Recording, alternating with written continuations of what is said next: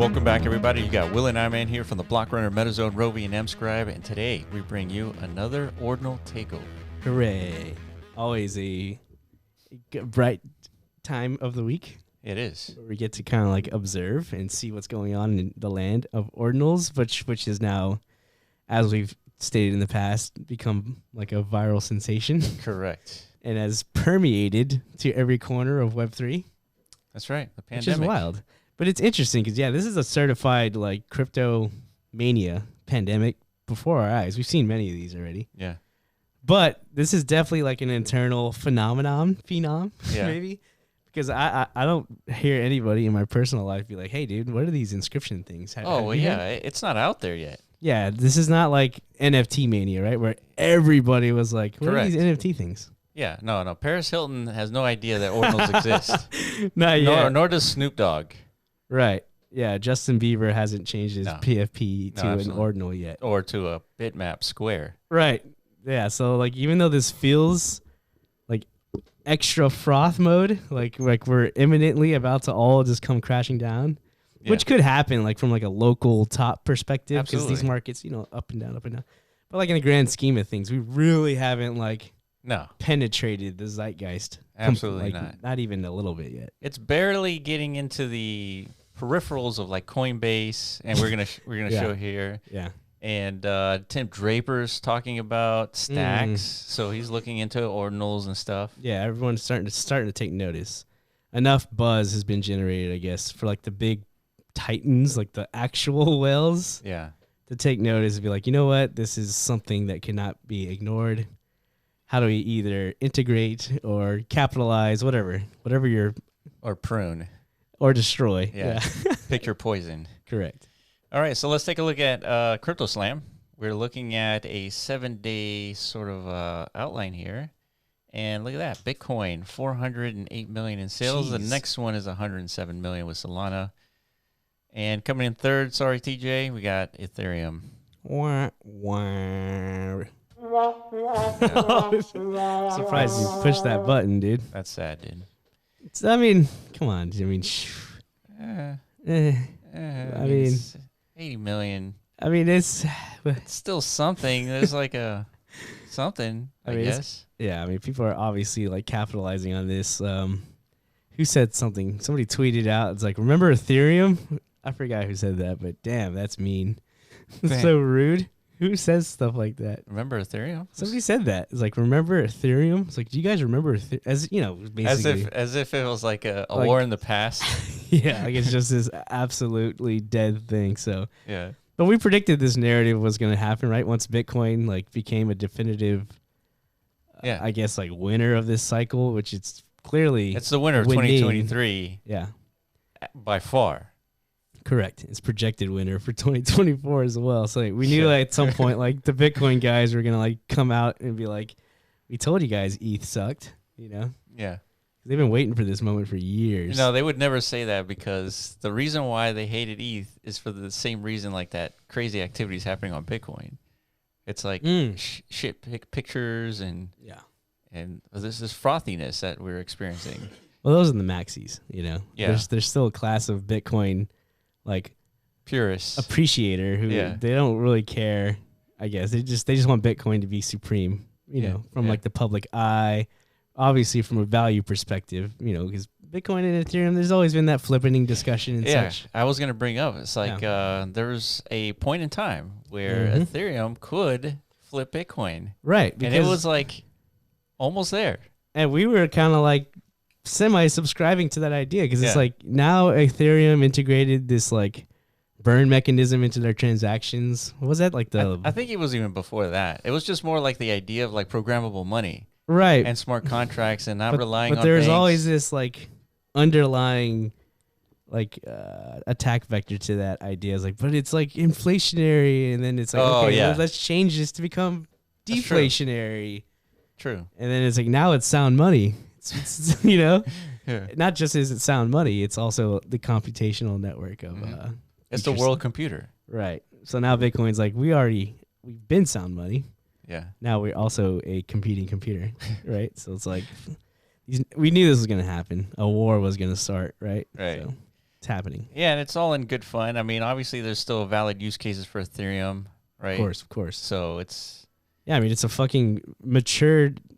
Right now, from our perspective, the best use case of Ethereum is relying on it as like a blueprint of like what's coming next for Bitcoin. 100%. Right? Yeah, if you want to know, if you want an inside scoop, like literally a cheat sheet, like understand what's coming up next for Bitcoin, just look at Ethereum and do like a historical analysis of how things like rolled out on that chain.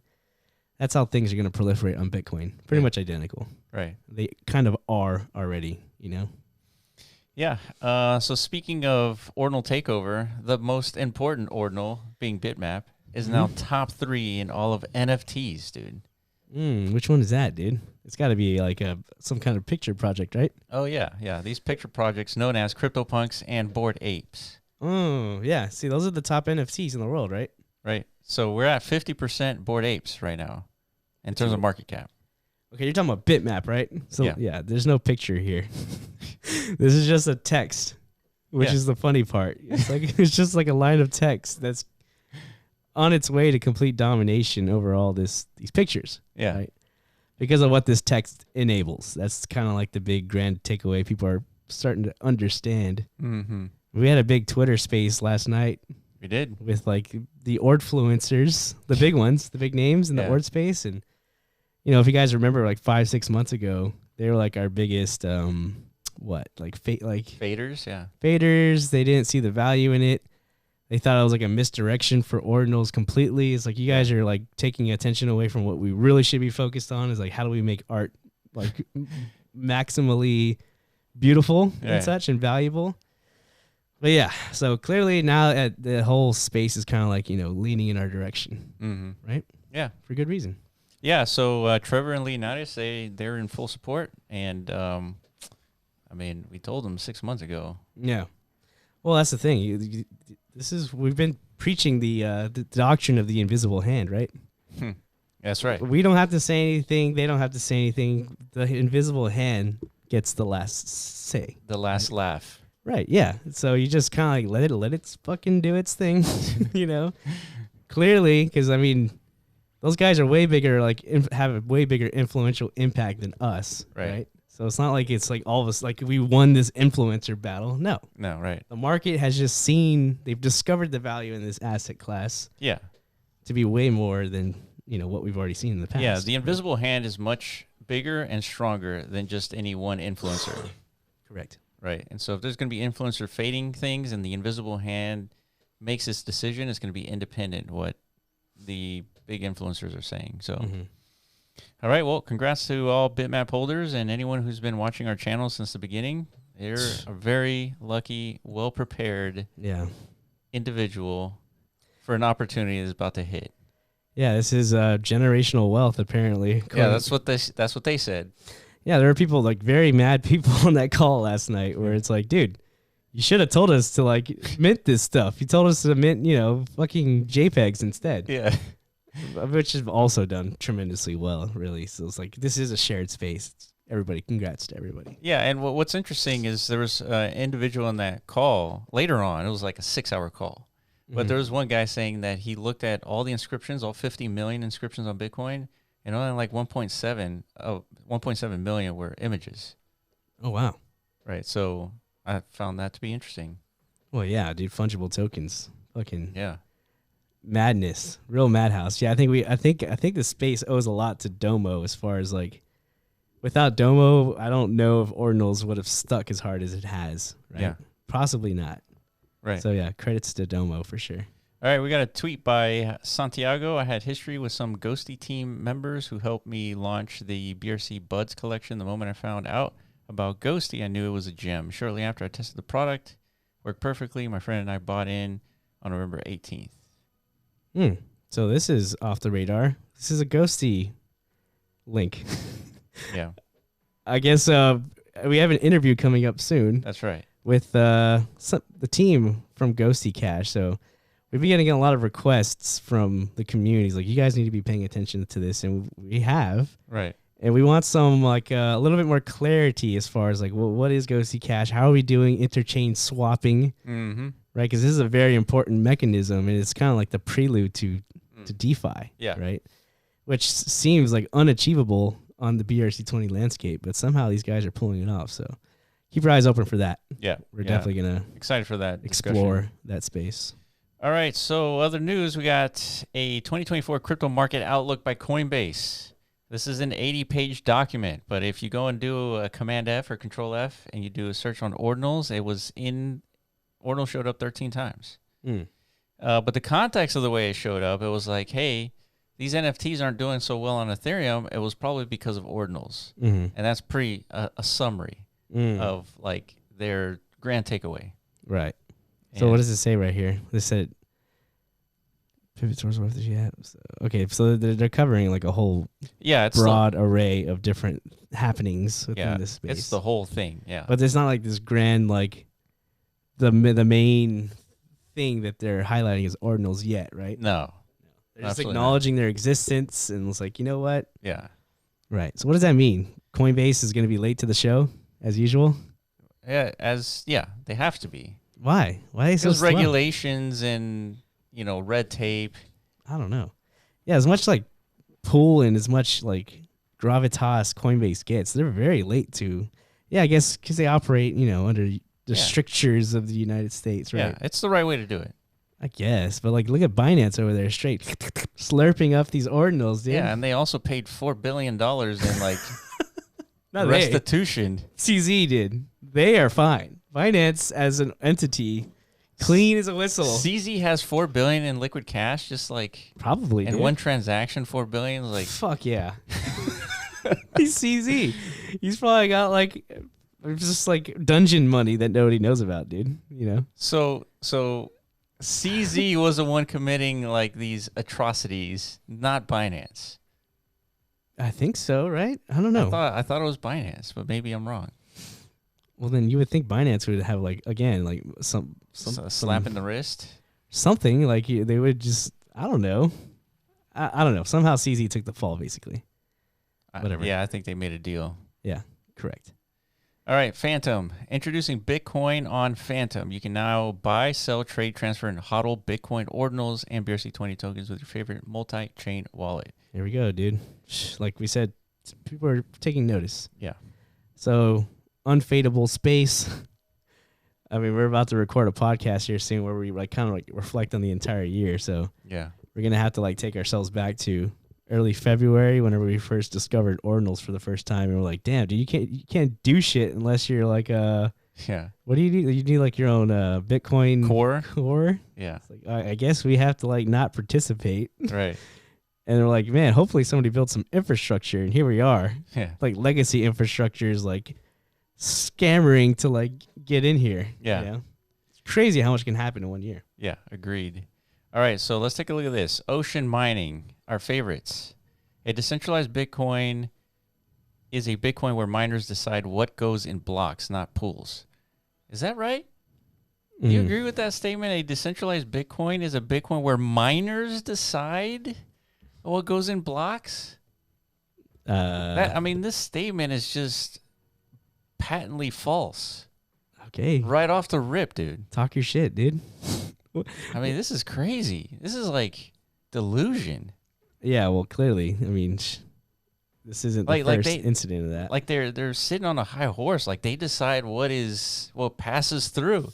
This doesn't make any sense, dude. Well, I mean, it is literally like the situation of Bitcoin. But if anything, it kind of paints a picture of how Bitcoin has become more centralized over time because of the collusion amongst miners and such, right? But of course, they're not going to say that publicly. It's called, marketing. You got to paint a rosy picture here. It's like, you know what? Because us miners are deciding so well, like what is good and what is not good for Bitcoin. This is a perfect example of how decentralization occurs, right? Mm-hmm. Everybody gets to paint their own narrative, right? And usually, typically, narratives, they fit agendas and such. So these guys clearly have an agenda. They do. At play here. Yeah, an agenda to make less money. I don't know if that's the case, but I mean, that's the outcome. Maybe that's not the case, but that's the outcome. Yeah. But Ocean's ultimate goal is to make this a reality, and today we take one step closer to our vision of decentralized block template construction. Available immediately, Ocean is offering a multiple block template policies, giving miners control over what blocks they are mining. The three options are Ocean recommends most real financial transactions at least and least spam. Number 2, Bitcoin Core with the Ordi Respector spam filter. Damn. So that's what you would expect from these guys, right? It's complete removal. This is the team or the organization that hates the inscriptions, right? They're the ones who are vitriolic, opposed to it, and they want it ridden from Bitcoin. So you would expect them to stop there. But this third offering here is like an unmodified Bitcoin Core. Yeah, so unmodified Bitcoin Core, same as other pools with fewest financial transactions and most spam. Fewest? What the hell? Well, I what guess are they doing? Well, they've created their own definitions of like of classifications of transactions, right? It's like the spam transactions, and then there's the real financial transactions. Like that's the stuff. Yeah. But with this third option, it's not done yet. Yeah. Ocean will continue its 0% promotional pool fee for options 1 and 2, while there will be a competitive pool fee of 2% for option number 3. Mm-hmm. Our fees are structured to incentivize miners to make choices that benefit the Bitcoin network in the long term. Suggestions for more templates. Okay. I don't know what sort of miner is going to run this software. Makes absolutely no sense. And there will continue to have 0.1% of the mining hash pool or less as a result of this. Yeah. Shooting themselves in their own foot, basically. Yeah. Right? But man, this is. But nonetheless, at least they're trying, right? At least they're giving you an option if you want to be part of their miner cartel. And it's like, yeah, you guys, if you want to support the spam, you can. It's just going to cost you 2%. Yeah, it's just going to cost you. So run another software. Right, exactly. I don't know. This is definitely like a weird miner cult for sure, and it's ugly. Yeah. All right, another news. Let's pretty it up a bit, dude. So TJ, we're gonna need your feedback on this one. All right. So something big happened. Something huge. Yeah. Like Trump huge happened. Huge. Huge. With a Y. All right. So Bitcoin cats. Who are these guys? What is happening? 173,000 followers since August 2021. Likely a purchased Twitter account. Okay. Right. Likely. Possibly. All right, so what happened? The success of One Cat IDO is just beginning. A brief roadmap here, blah, blah, blah. So long story short, these guys raised 38,000 Ethereum in like a span of hours. But it's called Bitcoin Bitcoin Cats. What do you mean Ethereum, dude? That's right. They sold this token called One Cat as an Ethereum asset. Right. Through an IDO. Correct. On Bakery Swap, which is on Binance, and they amassed 38,000 ETH for an eventual BRC20 token deployment, I guess. Allegedly, to these IDO participants, which in total is over $100 million, which is fucking insane. Because first of all, I feel like this type of crowd offering hit the market.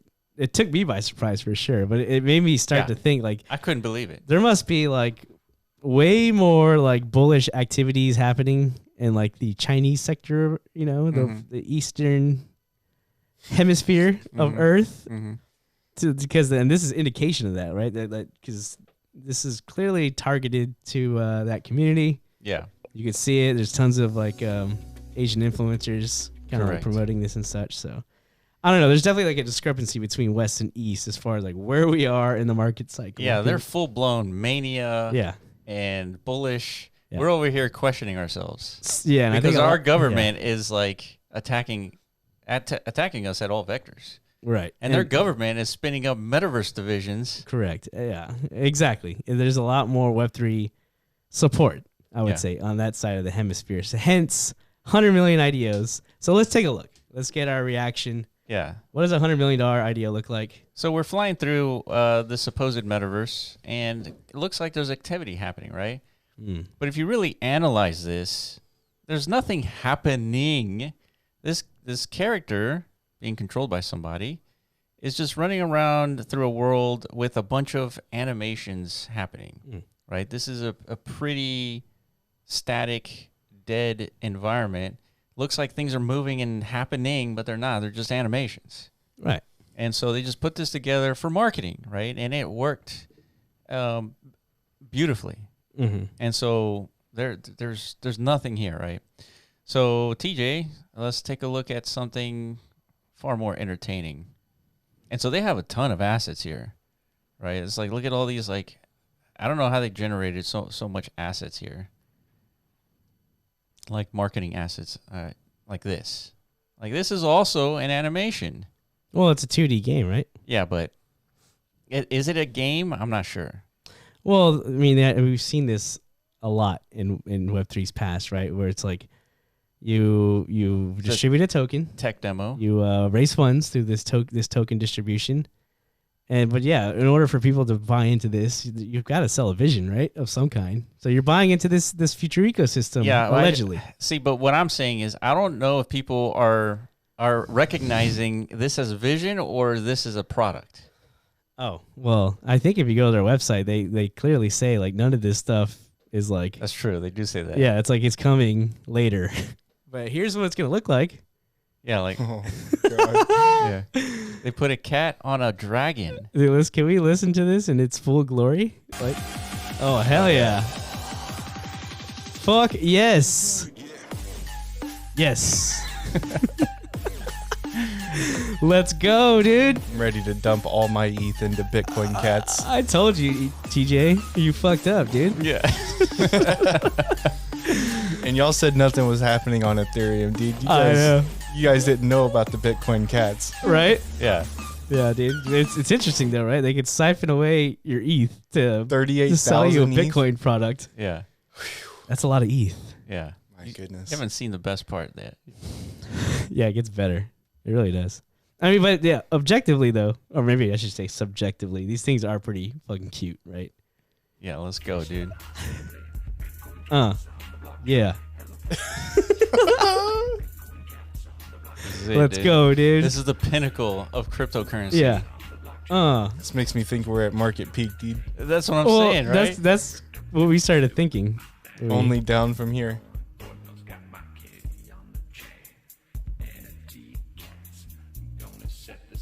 Let's go.